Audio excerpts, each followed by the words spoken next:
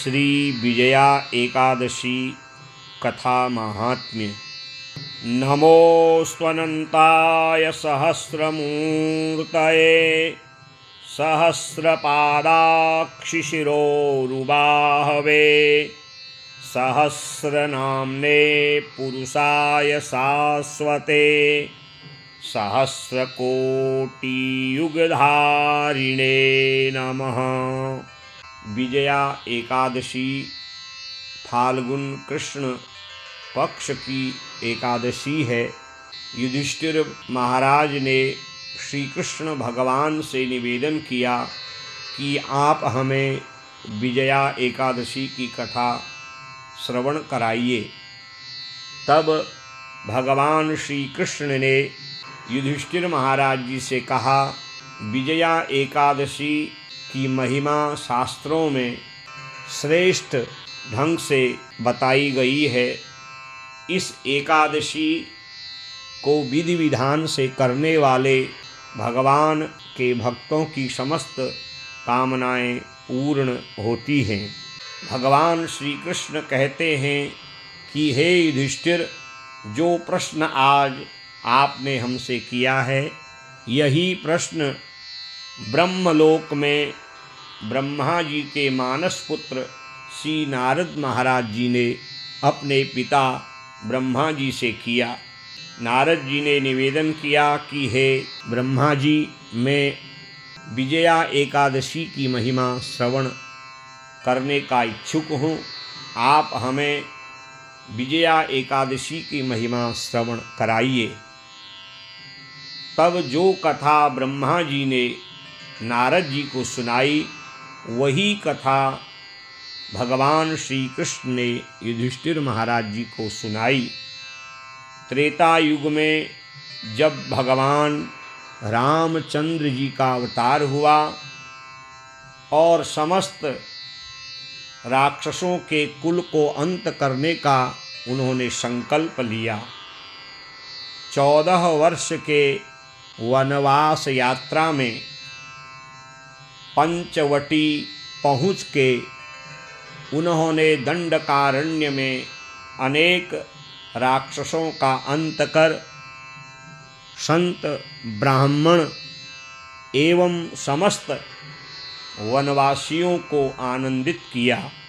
छल से रावण ने जब माँ सीता का हरण किया, तब श्री राम भगवान सीता की खोज में दक्षिण दिशा की ओर निकले हैं। उनका पंपा सरोवर के पास ऋष्यमुख पर्वत में हनुमान जी से मिलन हुआ और हनुमान जी ने सुग्रीव से भगवान की मित्रता कराई। बाली का अंत कर जब भगवान समस्त अंगद, हनुमान, नल, नील, जामवंत आदि वानरों सहित रावण पर विजय प्राप्त करने के लिए समुद्र के पास पहुँचे।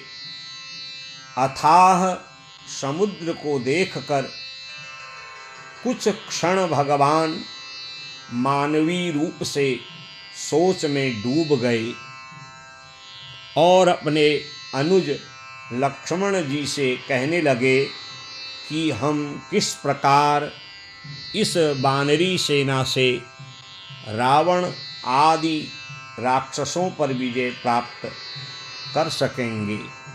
लक्ष्मण जी कहते हैं, हे प्रभु, आप लीला रूप में ये सब कर रहे हो, परंतु आप सर्वज्ञ हो।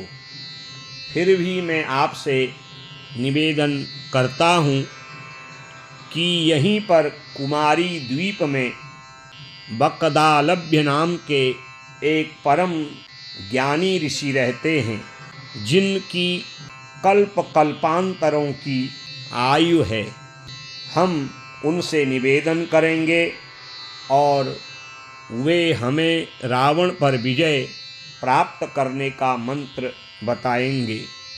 भगवान श्री राम अपने अनुज लक्ष्मण जी के निवेदन पर कुमारी द्वीप बकदालभ्य ऋषि महाराज के आश्रम में पहुँचे और उनको विधिवत अभिवादन किए।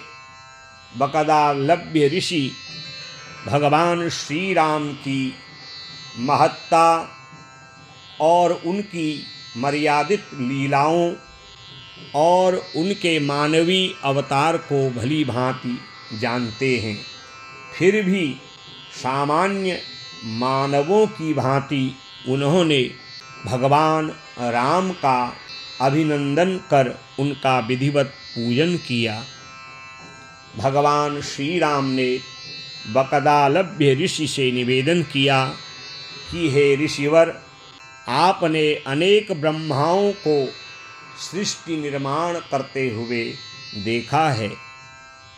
मैं आपसे निवेदन करता हूँ कि सीता का हरण करने वाले रावण पर मैं कैसे विजय प्राप्त कर सकता हूँ। तब ऋषिवर बकदालभ्य ने भगवान रामचंद्र जी से एकादशी की महिमा का वर्णन किया। कहा, हे राम, अब फाल्गुन कृष्ण पक्ष की विजया एकादशी आने वाली है। आपको उसका विधि विधान से व्रत करना है। फाल्गुन कृष्ण दशमी के दिन विधिवत सोना, चांदी, तांबा या मिट्टी का एक कलश लेकर के उसमें पंच पल्लव आदि रख भगवान विष्णु की प्रतिमा की स्थापना करना और भगवान विष्णु का विधिवत षोडशोपचार मंत्रों से पूजन करना। सशंक चक्रम सकिरीटकुंडलम सपीतवस्त्रम सरसीरुहेक्षणं सहार वक्षस्थलकौस्तुभश्रियं नमामि विष्णुं शिरसा चतुर्भुजं। भगवान विष्णु के मंत्रों से ध्यान, आवाहन, पाद्य, अर्घ, पंचामृत, शुद्धोदक, वस्त्र, यज्ञोपवीत, चंदन, जौ, तुलसी दल, पुष्पमाला से धूप, दीप, नैवेद्य, फल, तांबूल, दक्षिणा सहित अर्चन करना और फिर एकादशी के दिन विधिवत भगवान विष्णु का ध्यान, उनके ओम नमो भगवते वासुदेवाय द्वादशाक्षर मंत्र का जप करना और निराहार रह करके फाल्गुन कृष्ण द्वादशी के दिन उस स्थापित पूजित कलश को सकुटुंबी ब्राह्मण को दान कर तब विजया एकादशी के व्रत का पारायण करें।